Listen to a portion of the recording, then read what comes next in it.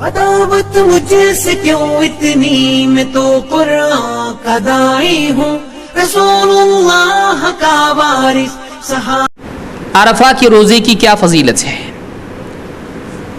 Abu Qatada रज़ियल्लाहु तआला फरमाते हैं, सुइल अन सौम यौम अरफा, अल्लाह के नबी सल्लल्लाहु अलैहि वसल्लम से अरफा के दिन के रोज़े के बारे में पूछा गया। फ़क़ाल युकफ़िरु सनतल मादियत वल बाक़िया, आपने फरमाया अरफा का रोज़ा, अरफा कब होता है?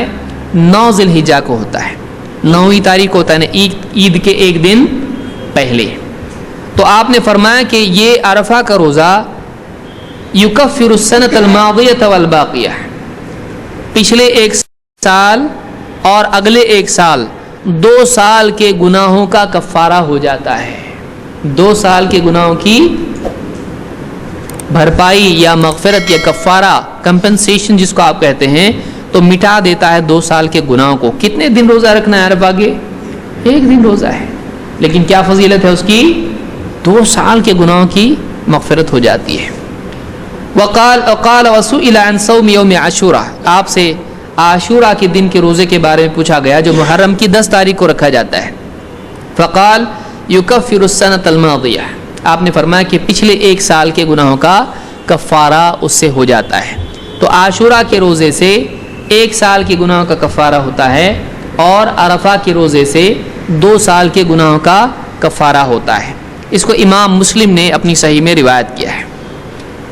इब्न माजा की रिवायत में है, आपने अल्लाह के रसूल सल्लल्लाहु अलैहि वसल्लम फरमाते हैं, मन साम यौम अरफा, जो अरफा के दिन का रोज़ा रखे, गुफ़िर लहू सनतुन अमामहु व सनतुन बअदहु, उसके लिए 1 साल के जो उसके सामने भी साल है, जो साल चल रहा है उसके भी, और अगला जो साल है उसके भी गुनाहों की मग़फ़िरत हो जाती है। इतने गुनाह उससे माफ़ हो जाते हैं कि जो 2 साल में आदमी कर ले।